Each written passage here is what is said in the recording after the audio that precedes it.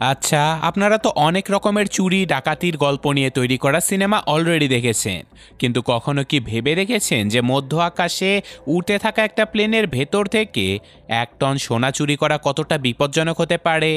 শুধু তাই নয়, সেই সোনাটা যদি হয় দেশের সবথেকে বড় মাফিয়ার, তাহলে তো বিপদের মাত্রা আরও বেড়ে যায়।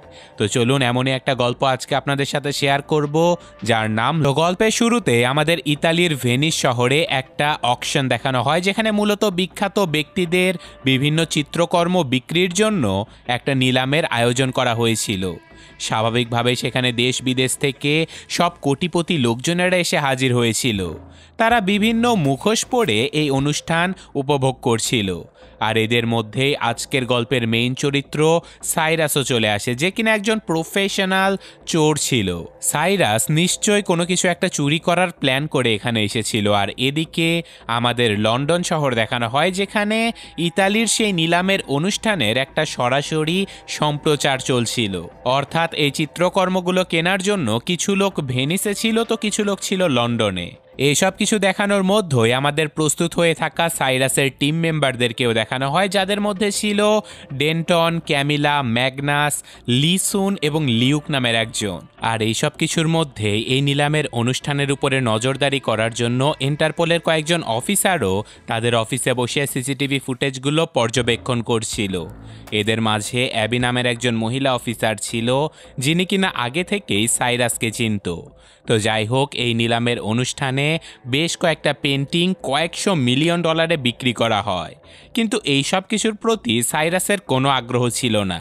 সে এখানে এসেছিল একটা ডিজিটাল ক্রিয়েশন চুরি করার জন্য। তো যাই হোক, কিছুক্ষণের মধ্যেই সেই ডিজিটাল আর্ট বা ক্রিয়েশনটাকে উপস্থাপন করা হয় সকলের সামনে, যেটা তৈরি করেছিল অ্যানেট নামের একজন ক্রিয়েটর, যে কিনা নিজের পরিচয় কাউকেই জানাতে চাইতো না। তাই সে একটা স্পেশাল মাস্ক পরে এই অনুষ্ঠানে উপস্থিত হয়েছিল। আর তাছাড়াও এই ডিজিটাল ক্রিয়েশনটা ছিল এক ধরনের মাস্কের মতো দেখতে বস্তু, যেটার চারপাশে 200টারও বেশি ক্যামেরা লাগানো ছিল। এই ক্যামেরাগুলোর মাধ্যমে সেই মাস্কটা ডিজিটাল লাইভ অ্যাকশন আর্ট তৈরি করতে পারত। তো এখন এনএফটি নামের সেই ডিজিটাল মাস্ক বিক্রির জন্য নিলাম শুরু হয়ে যায়, যেখানে 50-100 মিলিয়ন ছাড়িয়ে সেটার দাম প্রায় 200 মিলিয়ন অবধি চলে যায়। আর তখনই মিসুন একটা বাটন প্রেস করে বলে, লিফট। এই কথা বলার সাথে সাথেই সেই বিল্ডিংয়ের বৈদ্যুতিক লাইন বন্ধ হয়ে যায়, আর চারপাশে বিস্ফোরণের শব্দ শোনা যায়, যার কারণে ভেতরে থাকা কোটিপতি সকল লোকজনেরা পালিয়ে যাবার চেষ্টা করে। আর ঠিক তখনই সাইরাস তার চাল চেলে দেয়। আসলে সেই এনএফটি এর জন্য 200 মিলিয়ন ডলার দাম সাইরাসই বলেছিল। তাই সে অ্যানেটকে বলে যে তুমি তোমার মাস্কটা নিয়ে আমাদের সাথে আমাদের ইয়টে চলো, সেখানে আমরা তোমাকে তোমার টাকা পরিশোধ করে দিয়ে তোমার ক্রিয়েশনটাও নিয়ে নেব। এটা বলে সাইরাস যখন এনেটকে নিয়ে সেখান থেকে বেরোতে যাচ্ছিল, তখনই ইন্টারপোলের অফিসারেরা সাইরাসকে হাতে নাতে ধরার জন্য সবাই তার পেছনে পড়ে যায়। কিন্তু স্পিড বোট নিয়ে পালানোর সময় সাইরাস এবং তার টিম বিভিন্নভাবে সেই জায়গা থেকে ইন্টারপোলের অফিসারদের সামনে দিয়ে পালিয়ে চলে যায়। এখন সাইরাস এনেটকে সাথে করে নিয়ে তার প্রাইভেট ইয়টে চলে যায়। সেখানে প্রথমবারের মতো এনেটের মাস্ক খুলে তারা তার সাথে পরিচয় হয়ে নেয় এবং এনেটকে যথারীতি তারা সেই 200 মিলিয়ন ডলার ট্রান্সফারও করে দেয়। আর এত বড় একটা ডিল হয়ে যাবার কারণে তারা সবাই মিলে ইয়টের ভেতরেই পার্টি করতে থাকে। আর এদিকে অ্যাবি নামের সে ইন্টারপোল অফিসার এই ঘটনার পর সিসিটিভি ফুটেজগুলো বিভিন্নভাবে পর্যবেক্ষণ করতে থাকে। আর তখনই সে সেখানে ডেন্টন নামের সেই লোকটাকে দেখে ফেলে, যে কিনা সাইরাসকে সাহায্য করেছিল। তো যাই হোক, অপরদিকে যখন টিভি নিউজ এবং পত্রিকাতে এনেট এবং তার এনএফটি চুরি হবার ঘটনা ভাইরাল হয়ে যায়, তখন আমরা এই চোরেদের আসল উদ্দেশ্য জানতে পারি। আসলে সাইরাস জানতো যে মোনালিসা পেইন্টিংটাও কিন্তু চুরি হবার পরেই প্রচণ্ড দামি হয়ে গিয়েছিল। তাই সেই ফর্মুলা অনুযায়ী এনেটের এই ক্রিয়েশনটাও চুরি হবার পরে ব্ল্যাক মার্কেটে এটার দাম বাড়তে বাড়তে 200 মিলিয়ন থেকে প্রায় 800 মিলিয়ন ডলার হয়ে গিয়েছিল। যেহেতু এই এনএফটিটা চালু করার জন্য এনেটকে উপস্থিত থাকতে হতো, তাই তারা এনেটকেও কিডন্যাপ করে নিয়েছিল। আর পরবর্তীতে সাইরাস এনএফটিটা বিক্রি করে দিয়ে লাভের অংশটা এনেটের সাথে ভাগাভাগি করে নেবার সিদ্ধান্ত নেয়, যেটা শুনে এনেটো অনেক খুশি হয়ে যায়। এদিকে অ্যাবি খুঁজতে খুঁজতে ডেন্টনকে ধরে ফেলেছিল, আর সে তাকে জিজ্ঞাসাবাদ করে জানতে পারে যে সাইরাস এখন লন্ডনে রয়েছে। তাই আর এক মুহূর্ত দেরি না করে অ্যাবি ইতালি থেকে সরাসরি লন্ডনের ইন্টারপোলের হেড অফিসে চলে আসে, যেখানে তার সাথে ডেভিড নামের একজন অফিসারের দেখা হয়ে যায়। ডেভিড একটা গুরুত্বপূর্ণ কথা বলার জন্য অ্যাবিকে পাশের রুমে নিয়ে চলে যায়, যেখানে ডেভিড অ্যাবিকে সরাসরি বলে যে আমি গোপন সূত্র থেকে একটা খবর পেয়েছি যে দেশের সব থেকে বড় মাফিয়া লস জার্গেনসন, যে কিনা সম্পূর্ণ শেয়ার মার্কেট তছনছ করে দিয়েছিল শুধুমাত্র নিজের প্রফিটের জন্য। সে প্রফিট করার জন্য একটা শহরের মাঝে অবস্থিত বাঁধ ভেঙে দিয়েছিল, যার কারণে শহরে বন্যা হয়ে শত শত মানুষ মারা যায় এবং শেয়ারের দাম আকাশ থেকে মাটিতে পড়ে যায়। জার্গেনসন শেয়ার মার্কেটের এমন ধসের ফায়দা নিয়ে বিলিয়ন বিলিয়ন ডলার প্রফিট করে নেয়। আর জার্গেনসনের উপরে নজরদারি করার জন্য আমি আমাদের পুলিশের একজন লোক তার দলের ভেতরে ঢুকিয়ে দিয়েছি। তার কাছ থেকেই আমি খবর পেয়েছি যে জার্গেনসন হুবহু এমনই একটা ঘটনা দেশের অন্য কোনো একটা শহরের সাথে করতে চলেছে, আর এই কাজের জন্য তাকে সাহায্য করবে লিভাইথন নামের আরেকজন মাফিয়া। আর এই সাহায্যের বিনিময়ে সে জার্গেনসনের কাছ থেকে সোনার মাধ্যমে পেমেন্ট নেবে, আর এই পেমেন্ট 1-2 কেজি সোনার নয়, বরং 1 টন সোনা দিয়ে করা হবে। এই পেমেন্ট আটকানোর জন্য তোমার সাহায্য দরকার অ্যাবি। এই কথা শুনে অ্যাবি বলতে থাকে যে আমি তোমাকে কিভাবে সাহায্য করতে পারবো, এইসব কিছু তো পুলিশের কাজ। কিন্তু ডেভিড বলে যে পুলিশের মাথায় এতটা বুদ্ধি নেই যে সে চোরের মতো চিন্তা ভাবনা করে সেই সোনাগুলো সরিয়ে আনতে পারবে। ওই সোনাগুলো সরানোর জন্য আমাদের কোনো প্রফেশনাল চোরের দরকার হবে, আর সেই চোরটা কে তা তুমি ভালোভাবেই জানো। এই কথা শুনেই অ্যাবি তাকে বলে যে না না, আমি কখনোই সাইরাসের কাছে গিয়ে সাহায্য চাইতে পারবো না, এই কাজ আমার দ্বারা করা সম্ভব নয়। কিন্তু ডেভিড অ্যাবিকে বুঝায় যে দেখো, তুমি এই কাজ না করলে শত শত নিরীহ মানুষ মারা যাবে, শেয়ার মার্কেটে ইনভেস্ট করা লক্ষ লক্ষ মানুষ দেউলিয়া হয়ে যাবে। যেভাবেই হোক জার্গেনসনকে এই পেমেন্ট করা থেকে আমাদের আটকাতেই হবে। আর এইসব কথা শুনে ফাইনালি অ্যাবি তাকে সাহায্য করার জন্য রাজি হয়ে যায়। আর এখন পরের সিনে আমরা দেখতে পাই যে অ্যাবি সরাসরি সাইরাসের সাথে দেখা করার জন্য তার বাড়িতে চলে গিয়েছে। সেখানে তাদের দুজনের কথোপকথনের মাধ্যমে আমরা জানতে পারি যে কয়েক মাস আগে সাইরাস এবং অ্যাবির দেখা হয়েছিল ফ্রান্সের প্যারিস শহরে, যেখানে তারা 5 দিন একে অপরের সাথে প্রেমও করেছিল। আসলে সাইরাস প্যারিসে গিয়েছিল একটা চুরি করার জন্য, আর তাকে ধরার জন্য অ্যাবি তার সাথে প্রেমের অভিনয় করেছিল। যদিও ওই যাত্রাতে অ্যাবি সাইরাসকে ধরতেই পারেনি। তো যাই হোক, এখন সাইরাস তাকে জিজ্ঞাসা করে যে তুমি এখানে এসেছো কোন উদ্দেশ্যে। এই কথা শুনে অ্যাবি তাকে সেই মাফিয়া জার্গেনসনের সেই গোল্ড ডিলিংয়ের ব্যাপারে সব কিছু বলে দেয়, আর এটাও জানায় যে সেই সোনাগুলো লিভাইথনের হাতে পৌঁছানোর আগেই তোমাকে সেটা চুরি করতে হবে। প্রথম দিকে রাজি না হলেও নিরীহ মানুষদেরকে বাঁচানোর জন্য সাইরাস এই ব্যাপারটা নিয়ে তার টিম মেম্বারদের সাথে আলোচনা করার সিদ্ধান্ত নেয়। তাই যথারীতি পরদিন সকালে সাইরাস তার টিম মেম্বারদের সবাইকে একটা জায়গাতে ডেকে পাঠায়, যেখানে সাইরাস এই চুরির ব্যাপারে তাদের সবাইকে জানালে তারা কেউই এত বিপজ্জনক কাজ করার জন্য রাজি হচ্ছিল না। কারণ জার্গেনসন এমন খারাপ একজন মানুষ ছিল যার কাছে মানুষ মারা প্রতিদিনের কাজ। কিন্তু তবুও সাইরাস সেই নিরীহ মানুষগুলোকে বাঁচানোর জন্য তাদের সবাইকে রাজি করিয়ে ফেলে, আর এখন তারা সবাই মিলে এই চুরির ব্যাপারে ইনফরমেশন কালেক্ট করতে থাকে। যেমন সবার আগে জার্গেনসনের গোডাউনের ভেতর থেকে সোনার কন্টেইনারটা বের করে তারা ট্রাকের মাধ্যমে সেটাকে একটা প্যাসেঞ্জার প্লেনের মাঝে নিয়ে আসবে, যে প্লেনটা তার গন্তব্যে পৌঁছানোর আগেই মধ্য আকাশ থেকে সেই সোনাগুলো চুরি করতে হবে।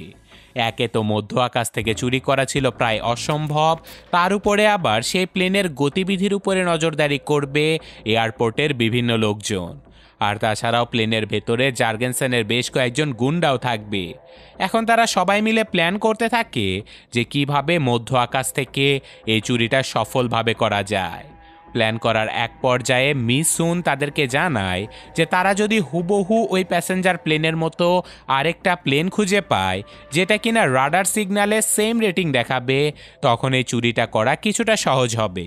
কিন্তু এখন এত বড় প্লেন ম্যানেজ করাই ছিল আসল কাজ। কিন্তু তখনই সাইরাসের মনে পড়ে যায় যে তার একজন বিলিয়নিয়ার বন্ধু রয়েছে যার কাছে হুবহু সেই প্লেনের মতো দেখতে না হলেও মোটামুটি বড়সড় একটা প্রাইভেট প্লেন রয়েছে। তাই তারা সাহায্য চাইবার জন্য সরাসরি সাইরাসের সেই বন্ধুর কাছে চলে যায়। আর এখানে আমরা অসাধারণ একটা প্লেন দেখতে পাই যেটা কিনা আকাশে ওড়ানো ছিল ইল্লিগাল, কারণ এই প্লেনের উপরে সানরুফ ছিল এবং নিচে ছিল একটা এলইডি ডিসপ্লে। আর তাছাড়াও এই প্লেনের সাউন্ড এতটাই বেশি ছিল যে প্যাসেঞ্জার প্লেন হিসেবে এটাকে আকাশে ওড়ানোর জন্য নিষেধাজ্ঞা দেয়া হয়েছে। তো যাই হোক, সাইরাস তার কাছে গিয়ে এই প্লেনটা ভাড়া নিতে চাইলে প্রথম দিকে লোকটা রাজি না হলেও অ্যাবি তাকে ইন্টারপোলের ধমকি দিয়ে বলে যে প্রথমত এই প্লেনটা নিজের কাছে রাখাও একটা অবৈধ কাজ, তুমি যদি এটা আমাদেরকে না দাও তাহলে তোমার উপরে আইনগত পদক্ষেপ নেব আমি। তো এখন অ্যাবির কথা শুনে এই লোকটা প্লেনটা তাদেরকে দেবার জন্য রাজি হয়ে যায়। তো এখন তারা প্লেনের ভেতরে গিয়ে প্লেনের বিভিন্ন ফাংশন এবং লাক্সারিয়াস ইন্টেরিয়ার সমূহ দেখতে থাকে। তো ফাইনালি প্লেন ম্যানেজ হয়ে গেলেও এখন তাদের দরকার ছিল এয়ারপোর্টের রাডার সিস্টেম ম্যানিপুলেশন করার একটা যন্ত্র যার নাম ছিল পিএসআই বা পোর্টেবল সিগন্যাল ইন্টারফেস, যার কাজ ছিল আকাশে দুটো প্লেন ওড়া সত্ত্বেও রাডার সিস্টেমে কেবলমাত্র একটা প্লেনের সিগন্যাল প্রোভাইড করা। কিন্তু এই যন্ত্রটার একটা সমস্যা ছিল, সেটা হচ্ছে যখন দুটো প্লেন কাছাকাছি যাবে এবং দুটোর মধ্যে সিগন্যাল আদান প্রদান হবে তখন এয়ারপোর্টের রাডার সিস্টেমে দুটো প্লেনেরই সিগন্যাল দেখা যাবে। তাই রাডার সিস্টেমের কাছেও তাদের একজন বিশ্বস্ত লোক থাকা দরকার যে কিনা এই দুটো প্লেনের সিগন্যালকে সাময়িকভাবে ইগনোর করে দেবে। এইসব কথা শুনে অ্যাবি তাদেরকে জানায় যে সে ব্রাসেলসে বসবাস করা হ্যারি নামের একজন লোককে চেনে যে কিনা এয়ারপোর্টের মনিটরিংয়ের কাজ করে। হতে পারে সে তাদেরকে কোনো সাহায্য করতে পারবে। তাই যথারীতি তারা সাহায্য নেবার জন্য ব্রাসেলসে পৌঁছে যায়। সেখানে তারা হ্যারির সাথে দেখাও করে যে কিনা একজন প্রতিবন্ধী ছিল। তারপরেও তাকে তাদের সকল প্ল্যানের ব্যাপারে বলার পরে হ্যারি প্রচণ্ড ভয় পেয়ে যায়, কারণ এত বড় মাফিয়ার সোনা চুরি করতে সে সাহায্য করেছে এটা জানতে পারলে সেই মাফিয়া তাকে মেরেই ফেলবে। কিন্তু তারপরেও সাইরাস তাকে বলে যে তুমি যদি কাজটা করে দাও তাহলে আমি তোমাকে $10,00,000 দেব। এই কথা শোনার সাথে সাথে হ্যারি রাজি হয়ে যায়। এরপর সাইরাসের সম্পূর্ণ টিম তাদের কাজে লেগে পড়ে। তারা প্রথমেই সেই প্লেনটাকে বিভিন্নভাবে মেক ওভার করিয়ে নিয়ে হুবহু সেই প্লেনটার মতো দেখানোর চেষ্টা করে এবং তারপর তারা পিএসআই নামের সেই যন্ত্রটাও তৈরি করে ফেলে, যেটা দেখতে আবার হুবহু একটা টাইম বোমার মতো মনে হচ্ছিল। তাই অ্যাবি বলে যদি এই যন্ত্রটার সকল পার্টসগুলো আলাদা আলাদা করে ফেলা যায় আর সেগুলো আমরা সবাই আলাদা আলাদা হাতে নিয়ে প্লেনে উঠি, তারপর প্লেনের ভেতরে গিয়ে সেটা অ্যাসেম্বল করলে কেমন হয়। এই প্রস্তাব শুনে মিসুন বলে যে ওকে, আমি তাই করব। আর ফাইনালি অনেক পরিশ্রমের পরে মিসুন সেই যন্ত্রটার প্রত্যেকটা পার্টস আলাদা আলাদা করে সবার হাতে দেবার জন্য প্রস্তুত করে ফেলেছিল।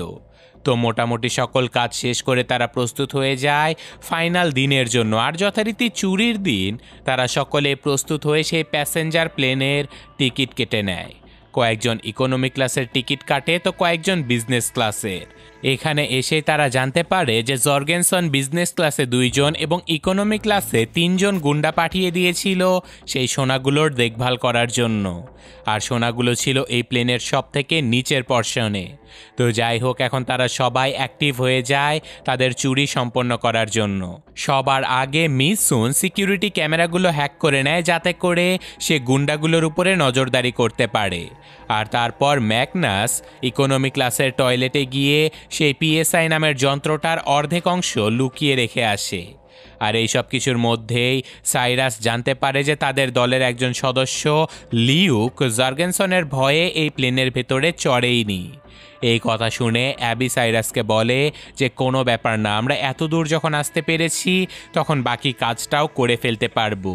তাই সে পরবর্তীতে ইকোনমি ক্লাসের টয়লেটে গিয়ে যন্ত্রটার অর্ধেক অংশ নিয়ে সোজা বিজনেস ক্লাসের টয়লেটে চলে আসে এবং নিজের কাছে থাকা অর্ধেক অংশটা সেটার সাথে জোড়া দিতে থাকে।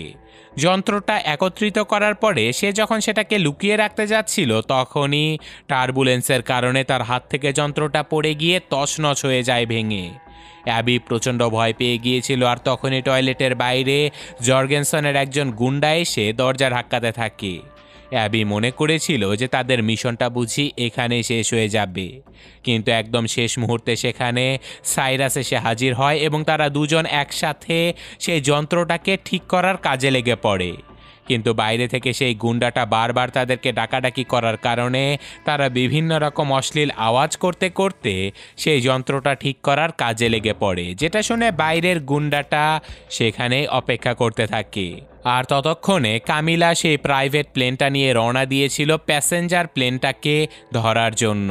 সে প্যাসেঞ্জার প্লেনের কাছাকাছি গিয়ে অপেক্ষা করছিল পিএসআই যন্ত্রটা অ্যাক্টিভেট হওয়ার জন্য। আর সেই যন্ত্রটা অ্যাক্টিভেট হতে দেরি হবার কারণে এয়ারপোর্টের রাডার রুমে হ্যারির কাছে তার একজন সহকর্মী এসে তাকে বারবার দুটো প্লেনের সিগন্যালের কথা বলতে থাকে, কারণ তখনও রাডারে দুটো প্লেনের সিগন্যাল দেখাচ্ছিল। কিন্তু হ্যারি তার সহকর্মীকে বোঝায় যে এটা আসলে রাডারের একটা গ্লিচ, বাস্তবে এটা কোনো প্লেন নয়। এইসব কথা বলতে বলতে পিএসআই যন্ত্রটা অ্যাক্টিভ হয়ে যায় আর কামিলা নিজের প্লেনটাকে সেই প্যাসেঞ্জার প্লেনের সাথে কানেক্ট করে ফেলে, যার ফলে রাডার রুমেও এখন একটা মাত্র প্লেনের সিগন্যাল দেখাচ্ছিল। আর এখন ফাইনালি সবকিছু ঠিকঠাক হবার পরে ম্যাগনাস নিজের যন্ত্রপাতি নিয়ে চলে যায় প্লেনের নিচের অংশ থেকে ভল্ট ভেঙে সোনাগুলো বের করার জন্য।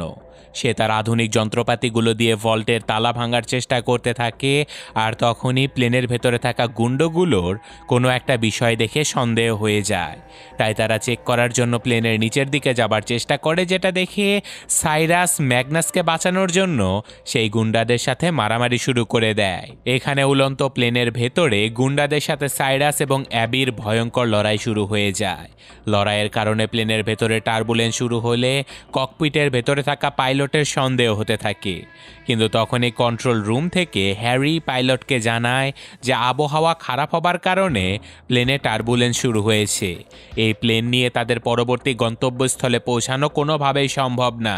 তাই এখন হ্যারি পাইলটকে বলে যে তুমি কাছেরই একটা এয়ারপোর্ট রয়েছে, সেখানে প্লেনটা ল্যান্ড করাও। এই কথা শুনে পাইলট নিজেও প্রস্তুত হয়ে যায় কাছের একটা এয়ারপোর্টে ল্যান্ড করার জন্য। এই এয়ারপোর্টটা ছিল খুবই ছোট আর বিপজ্জনক, কিন্তু তবুও প্লেনটাকে বাঁচানোর জন্য পাইলট নিজের সর্বোচ্চ চেষ্টা দিয়ে প্লেনটাকে ল্যান্ড করানোর জন্য নিচের দিকে নামিয়ে আনে। যদিও এই ল্যান্ডিং প্রসেসের কারণে প্লেনের অনেক ক্ষয়ক্ষতি হয়ে যায়, কিন্তু ফাইনালি পাইলট প্লেনটাকে ল্যান্ড করাতে সক্ষম হয়। আর এদিকে প্লেনের ভেতর থেকে সোনাগুলো নেবার জন্য কামিলা নিজেও তার প্লেনটা নিয়ে এই রানওয়েতে ল্যান্ড করেছিল। আর ততক্ষণে এই দুর্ঘটনার সকল খবর জর্গেনসন নিজেও পেয়ে গিয়েছিল, তাই সে তার গুন্ডাদেরকে অর্ডার দেয় যে যারাই এই সোনাগুলো চুরি করার চেষ্টা করেছিল তাদেরকে যেন তার কাছে নিয়ে আসা হয়। এই কথা শুনে গুন্ডারা সেই সকল সোনাগুলো নিয়ে কামিলার প্রাইভেট প্লেনে তুলে সাইরাস এবং তার দলের সবাইকে জিম্মি করে জর্গেনসনের কাছে নিয়ে আসতে থাকে। এদিকে জর্গেনসনের কাছে লিভাইথান নামের সেই মহিলা গ্যাংস্টারেরাও চলে আসে যাদের সোনা নেবার কথা ছিল, কিন্তু ততক্ষণে তারাও সেই প্লেন দুর্ঘটনার ব্যাপারে জানতে পেরেছিল। কিন্তু জর্গেনসন তাদেরকে জানায় যে কোনো চিন্তা করবেন না, আপনাদের স্বর্ণের ডিল আজকেই হবে, সব কিছুই ঠিক আছে। এদিকে প্লেনের ভেতরে আবারও সাইরাস এবং তার দলের সাথে জর্গেনসনের গুন্ডাদের ভয়ঙ্কর ফাইট শুরু হয়ে যায়। মারামারির এক পর্যায়ে বিএসআই নামের সেই যন্ত্রটাও ভেঙে যায়, যার কারণে রাডার সিস্টেমে এখন কামিলাদের সেই প্লেনটা দেখা যাচ্ছিল, যেটা দেখে অন্য দেশের কোনো অবৈধ বিমান মনে করে সরকারি বিমান বাহিনীর দুটো ফাইটার জেট সেটাকে ধ্বংস করে দেবার জন্য বেরিয়ে পড়ে। কিন্তু তখনই প্লেনের ভেতরে থাকা সাইরাস এবং কামিলা বুদ্ধি করে তাদের সম্পূর্ণ প্লেনটাই উল্টো করে ফেলে, কারণ প্লেনের নিচে যে এলসিডি স্ক্রিনটা ছিল সেটার মাধ্যমে তারা ফাইটার প্লেনগুলোকে জানিয়ে দেয় যে এই প্লেনের ভেতরে সিভিলিয়ানসরা রয়েছে। তাই ফাইটার প্লেনগুলো তাদের উপরে হামলা না করে বরং তাদেরকে ফলো করতে থাকে। আর এদিকে প্লেনের ভেতরে তারা মারামারি করতে করতে সেটাকে সোজা নিয়ে চলে যায় জর্গেনসনের বিশাল ভিলার মেইন রাস্তায়। ভিলার ভেতরে থাকা সম্পূর্ণ বাগান এমনকি সিকিউরিটি দেয়ালটাও ভেঙে সম্পূর্ণ প্লেনটা জর্গেনসনের সামনেই উল্টো হয়ে পড়ে যায়। আর প্লেনের ভেতর থেকে সেই 1 টন সোনাও বাইরে বেরিয়ে আসে। যেটা দেখে লিভাইথন জার্গেনসনকে বলে যে আমি এখন আর কোনো ডিল করতে পারবো না, কিন্তু এই সোনাগুলো সম্পূর্ণটাই আমি নিয়ে যাব। এই কথা শুনে জার্গেনসন সাথে সাথে লিভাইথনকে গুলি করে সেখানে মেরে ফেলে। আর এখন জার্গেনসন সাইরাস এবং তার টিম মেম্বারদেরকেও মারার জন্য এগিয়ে যায়, কিন্তু তখনই সেখানে ইন্টারপোল এবং পুলিশের লোকজনেরা এসে তাদের সবাইকে জিম্মি করে ফেলে। আর এটা দেখে জার্গেনসন তাদেরকে বলতে থাকে যে আমি কিচ্ছু করিনি, এই চোরগুলো আমার প্রপার্টির ভেতরে সোনা নিয়ে এসেছিল লিভাইথনের সাথে কোনো একটা ডিল করার জন্য, তোমরা এদেরকে ধরে নিয়ে চলে যাও, আমি তো ব্যাস আমার প্রপার্টি রক্ষা করার জন্য বেরিয়েছিলাম। কিন্তু তখনই সাইরাস বুদ্ধি করে প্লেনের উল্টো পাশের এলইডি স্ক্রিনটা চালু করে দেয়, যেখানে এইমাত্র ঘটে যাওয়া হত্যাকাণ্ডের ভিডিও ফুটেজগুলো পুলিশদেরকে দেখানো হয়। পুলিশেরা বুঝে যায় যে জার্গেনসনই ছিল আসল মাফিয়া, তাই তারা সাথে সাথে তাকে গ্রেফতার করে নেয়। কিন্তু সবকিছু শেষ হয়ে যাবার পরে অ্যাবি জানতে পারে যে ডেভিড নামের সেই অফিসারটা এই মাফিয়াদের ডিল বন্ধ করার জন্য ফাইটার জেটসগুলো আকাশে পাঠিয়েছিল তাদের এই সম্পূর্ণ প্লেনটাকে ধ্বংস করে দেবার জন্য। কিন্তু সৌভাগ্যবশত সাইরাসের বুদ্ধির কারণে তারা এ যাত্রায় প্রাণে বেঁচে গেছে। এটা জানার পরে সাথে সাথে অ্যাবি ডেভিডকে একটা থাপ্পড় দিয়ে ইন্টারপোলের চাকরি থেকে বরখাস্ত নিয়ে নেয়। এরপর অ্যাবি নিজেও সাইরাসের টিমের সাথে জয়েন করে এবং তাদের অসমাপ্ত প্রেম কাহিনী আবারও শুরু হয়ে যায়। আর ফাইনালি গল্পের একদম শেষে আমরা গল্পের আসল টুইস্টটা জানতে পারি। আসলে ম্যাগনাস যখন প্লেনের ভেতরে সোনাগুলো চুরি করতে গিয়েছিল তখনই সে আসল সোনাগুলো প্লেন থেকে নিচে ফেলে দিয়ে নকল সোনার একটা বক্স সেখানে রেখে দিয়েছিল। আর এইসব কাজে তাদেরকে সাহায্য করেছিল তাদের দলেরই লিউক নামের সেই ছেলেটা, যে কিনা প্লেনে ওঠেইনি। তারা সমুদ্রের নিচ থেকে সেই সোনার বক্সটা উপরে তুলে নেয়, আর এদিকে ইন্টারপোল অফিসারের হাতে পড়ে সোনার নামে লোহার কিছু টুকরো। আর এই ঘটনার সাথে সাথে এই গল্পটা শেষ হয়ে যায়। তো কেমন লাগলো গল্পটা কমেন্টে অবশ্যই জানাবেন। আমি আজকের মতো বিদায় নিচ্ছি, আল্লাহ হাফেজ।